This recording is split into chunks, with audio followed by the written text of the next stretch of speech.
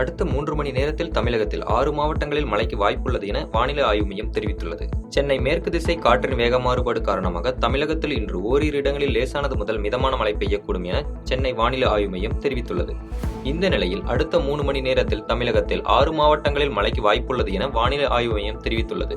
அதன்படி சென்னை, செங்கல்பட்டு, திருவள்ளூர், காஞ்சிபுரம், ராணிப்பேட்டை, திருவண்ணாமலை ஆகிய மாவட்டங்களில் மழைக்கு வாய்ப்புள்ளது என தெரிவிக்கப்பட்டுள்ளது.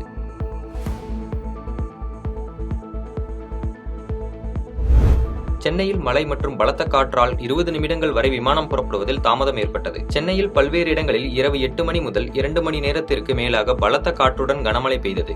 இதனால் சென்னை விமான நிலையத்திற்கு கோவையில் இருந்து வந்த விமானம் தரையிறங்குவதில் சிக்கல் ஏற்பட்டது. பலத்த காற்றால் விமானம் தரையிறங்க அனுமதி அளிக்க முடியவில்லை. இதனைத் தொடர்ந்து இண்டிகோ விமானம் பெங்களூருவுக்கு திருப்பிவிடப்பட்டது.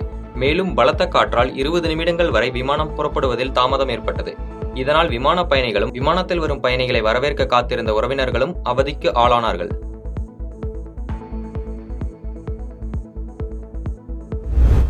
மெத்தனால் மற்றும் ரசாயனம் பதுக்கி வைக்கப்பட்டிருந்த பயன்பாட்டில் இல்லாத பெட்ரோல் பங்க் நிலையத்திற்கு சீல் வைத்து சிபிசிஐடி போலீசார் நடவடிக்கை எடுத்துள்ளனர். கள்ளக்குறிச்சியில் கடந்த மாதம் கள்ளச்சாராயம் குடித்து 65 பேர் உயிரிழந்தனர். இதுகுறித்து போலீஸ் விசாரணையில் கள்ளச்சாராயம் தொடர்புடையவர்கள் கைது செய்யப்பட்டனர். கைதானவர்களில் மாதேஷ் என்பவர் சிபிசிஐடி போலீசாரிடம் அளித்த வாக்குமூலம், கடலூர் மாவட்டத்தில் வீரபெருமாநல்லூரில் செயல்படாத பெட்ரோல் பங்கை குத்தகைக்கு எடுத்து 2000 லிட்டர் மெத்தனாலை பதுக்கியதாக தெரிவித்துள்ளனர். இதனையடுத்து மெத்தனாலை பறிமுதல் செய்த சிபிசிஐடி போலீசார் பெட்ரோல் நிலையத்திற்கு சீல் வைத்து நடவடிக்கை எடுத்தனர்.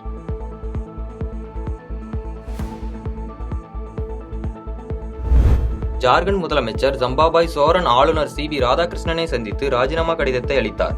பண மோசடி வழக்கில் ஜாமீனில் வெளியே வந்துள்ள ஹேம்நத் சோரன் மீண்டும் முதலமைச்சராக பதவியேற்க உள்ளதாக கூறப்படுகிறது. இதனையடுத்து தற்போதைய முதலமைச்சர் ஜம்பாபாய் சோரன் தனது பதவியை ராஜினாமா செய்தார். ராஞ்சியில் ஆளுநர் சிபி ராதாகிருஷ்ணனை சந்தித்து ராஜினாமா கடிதத்தை ஜம்பாபாய் சோரன் வழங்கினார். ஆளுநருடனான சந்திப்பின் போது முன்னாள் முதலமைச்சர் ஹேம்நாத் சோரனுக்கும் உடனிருந்தார். இதனையடுத்து ஜார்க்கண்ட் மாநில முதலமைச்சராக பதவியேற்க ஆளுநர் சிபி ராதாகிருஷ்ணனிடம் ஹேமந்த் சோரன் உரிமை கோரினார்.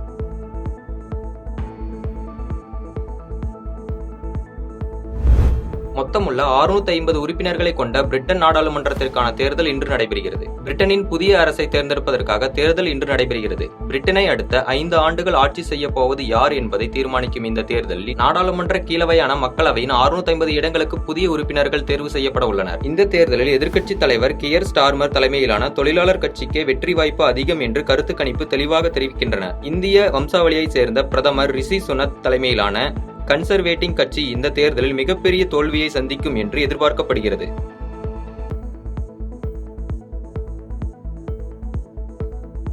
பாதகம் செய்பவரை கண்டால் நாம் பயங்கொள்ளலாகாது பாப்பா. மோதி மிதித்து விடு பாப்பா, அவர் முகத்தில் உமிழ்ந்து விடு பாப்பா. அண்மை செய்திகளை உடனுக்குடன் தெரிந்து கொள்ள இணைந்திருங்கள் இயம்நாடு.